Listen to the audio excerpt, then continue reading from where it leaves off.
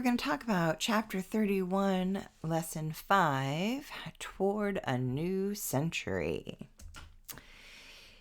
All right, so let's see. We left off last time talking. We were in the first President Bush's presidency, right?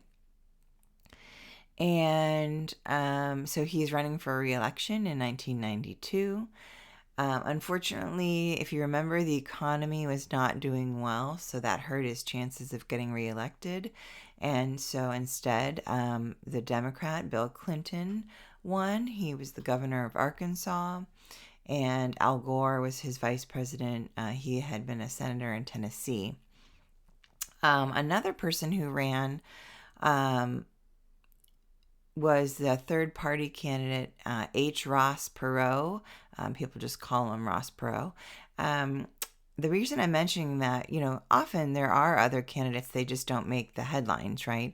They don't usually garner that much attention. But Ross Perot did. He was wealthy, so he could afford, a lot of ads and things. And he had... he was a pretty popular person. It's called a grassroots movement, when you organize at a local level and get a movement started. And he was calling for an end to the deficit spending that the government had been doing, which we have talked about, right? Spending more money than you take in.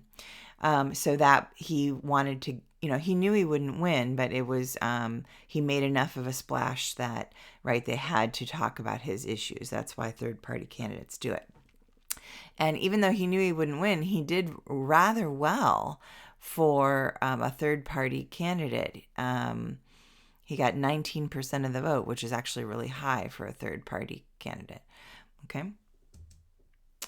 All right, so Clinton is the president. So he is going to have the goal of reducing that budget deficit we were just talking about. He's going to do that by cutting government spending, raising taxes for the middle and upper incomes, but giving a tax credit to help the poorest Americans. Okay. Another big issue of his was healthcare reform. He wanted to try to control the costs, but still have everyone have adequate health insurance. So he put his wife, the First Lady, Hillary Rodham Clinton, into the leadership role in that.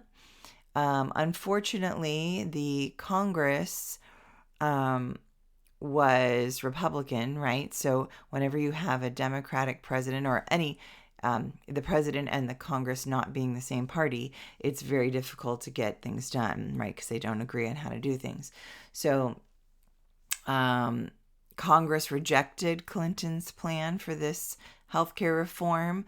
They said it was too expensive, and they didn't like how involved the government was going to be in the healthcare. And so they did pass some other things later to help the elderly and children. There was something called the 1997 Children's Health Insurance Program that they passed. So they did some versions of, smaller bits, but they didn't want an overwhelming healthcare bill. All right. And then there is a big move by the Republicans to get more control in Congress. So the 1994 election, gearing up for that, Newt Gingrich, the leader of the House Republicans, started something called the Contract with America, where the Republicans promised that if they got voted in, they were going to reduce the size of the federal government, they're going to balance the budget, they're going to lower taxes, they're going to do some reforms in Congress, so, it seemed more efficient. They're going to reduce crime, reform welfare. People, and especially in the Republican Party, felt like, people were getting welfare money too easily. And they're going to strengthen the family, which I think is interesting, right? How do you promise you're going to strengthen the family? It's one of those feel-good things. Anyway, it worked, and they won the 1994 election. For the first time in 40 years, they hold control of both houses of Congress. Okay, so that's just going to make things worse, right, with the president being a Democrat, and now really he won't be able to get very much done since they control. They clash a lot. The budget is one of the big things. And they can't agree on a budget. So it ends up that the federal government runs out of money and they have to shut down the government for 27 days, which is a big deal, right? There's a lot of people who work for the government who, won't get paid, and other services that the government provides that wouldn't happen. So that was a big deal and looked really bad that they couldn't agree. The president really wanted to increase the minimum wage, but he did agree that they should compromise and reform welfare. So they put a work requirement in that people who receive welfare have to be working some. And then they also put a limit. You could only be on welfare benefits for 5 years at the most. Okay, so what's his second term like for Clinton? In 1996, he gets reelected. They had put the Republicans, Bob Dole, against him, but since things are going pretty well, the economy is really healthy at a 30-year low for unemployment, and our GDP, gross domestic product, which is the value of all the goods and services produced in a year, it's at the highest growth rates we've had since World War II. So the economy is doing really well. And of course, as the economy is growing, you don't have to increase taxes. Just the taxes you have are going to mean more money for the government because, people are doing better. And so the taxes are, making more anyway. But Clinton also cut down the size of the budget. So in 1998, he was able to end the year with a surplus of about $80 billion, which is the first time in 3 decades that we've had a surplus, right? So he did make good on his promises to reform the economy and the budget deficit. Okay, so things were looking good for him until he gets accused of some different issues. So first of all, it was back when he was the governor of Arkansas, did he arrange illegal loans for a real estate company? So he starts getting investigated. The Kenneth Starr, that picture there in the middle, was the person who started that investigation or led that investigation. And he couldn't find evidence that Clinton did anything illegal. But while he was investigating those things, he finds out that maybe Clinton had an affair with an aide in the White House. And that's the picture of her right there, Monica Lewinsky. And it was while they're investigating that when he was questioned, he apparently lied and said he didn't have an affair with her. And then it came out later that there was enough proof that he did. And so then they said, okay, well, now you've lied under oath and you've obstructed justice by going against our investigation. And lying under oath is called perjury, by the way. And so then they said, okay, well, now we have proof that you lied. And so now we're going to try to impeach you.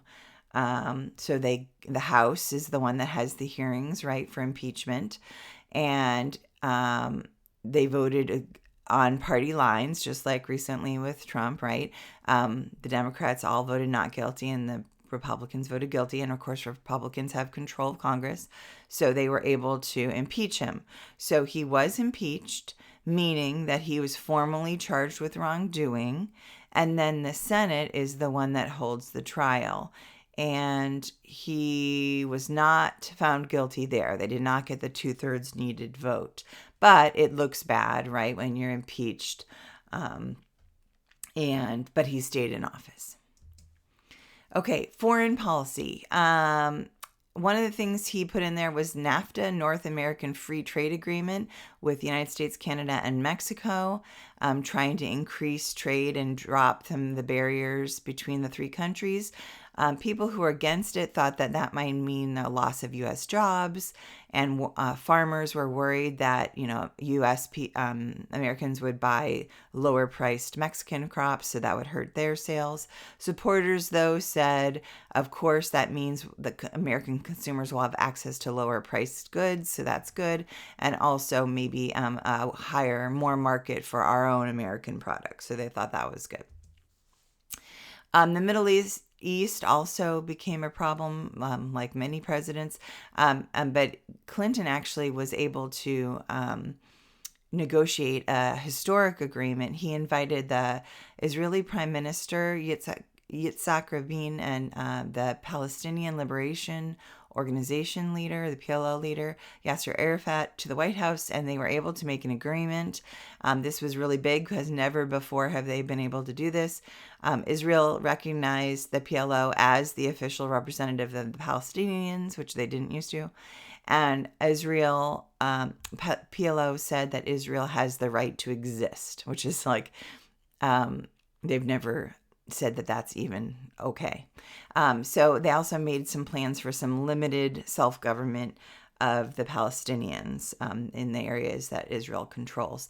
So things were looking up, right? And then, unfortunately, a couple years later, the Prime Minister, Rabin, was assassinated. So that's, of course, things still continue to be tense after that.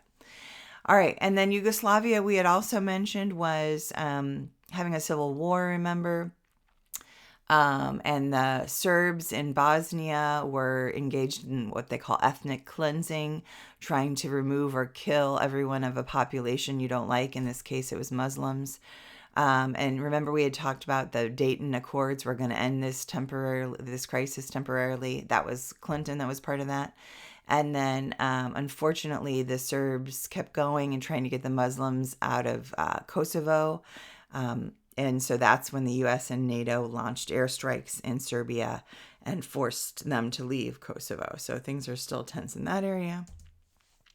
And then it's the election of 2000. So Clinton has had his 2 terms. So now for the Democrats, the Vice President Al Gore ran. And then the second George Bush, right, George W., the son, runs for the Republicans. He was the governor of Texas. He picks Richard Cheney as the Secretary of Defense. Sorry, he was his dad's Secretary of Defense. He is now his vice president. And Gore picked Joseph Lieberman, who was the first ever Jewish American to run. And then just a third-party person, I didn't put a picture up there, but also environment was a big thing in this one.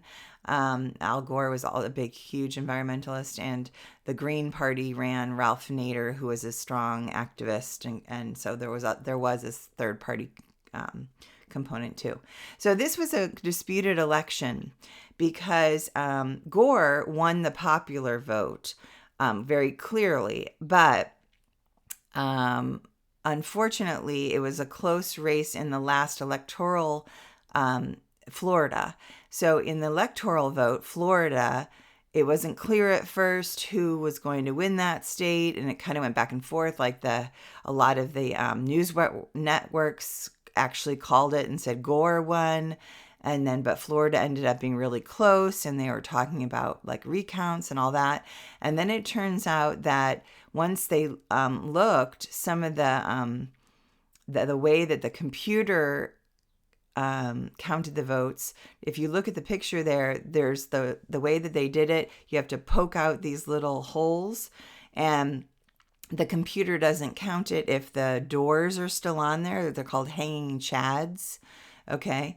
And if those are still connected, the computer wouldn't count it. So then they want to do hand counts, right, to really see like what was the intent of the voter. Also, there was some confusion, like maybe there was some problems with how the cards were lined up because the third-party candidate in that area got a lot more than they would have expected in a Democratic precinct. So they thought there were some problems there. So anyway, so they wanted recounts, and it went on for weeks. And finally, to make a long story short, the Supreme Court voted that the way they're going about it was illegal, and there wasn't time to revamp the whole system, so they're just going to call it. And Bush, the original, the Secretary of State had called it for Bush, so that had to stand. So Bush ended up winning the election. A lot of Democrats felt like that was the wrong call, and really Gore should have won. But that, that's the way it goes. And so Bush became the next president. He had some people we've talked about before. Colin Powell, the Army general, we had mentioned him before. He is the Secretary of State, so African American. And Donald Rumsfeld becomes the Secretary of State. Secretary of Defense. He was from his dad, so a lot of his dad's people. Oh, actually, he was Ford, actually, now I think about it, but still old school, right? He wanted to cut taxes, of course, Bush being a Republican. They also put the No Child Left Behind Act in during his presidency, which is they put in a series of tests that all public school kids would have to take in grades 3 to 8 to make sure that, the schools and the teachers are doing good enough, right? And make sure kids are at the level so we can compete with other countries and everything. Also, Bush wanted parents to be able to take their portion of the money that was used for schools and to go to private school with it if they wanted, if the school, to encourage the public schools to compete. And if, it should be the parents' right to go to a better school if they wanted to, but Congress refused, saying, the federal money is going for federal schools, so you can't use it for private. So anyway, that was a big thing. And then also foreign affairs. Bush really wanted the National Missile Defense System. He said that, other countries have these long-range missiles we should worry about. And it turns out what we ended up having to really worry about was, people stealing our planes and running them into buildings. 9/11 happened in 2001. That's actually in the next chapter. We're not going to go into detail about that, but I thought I'd mention it here because that was during the Bush presidency. And, 9/11 was a huge event.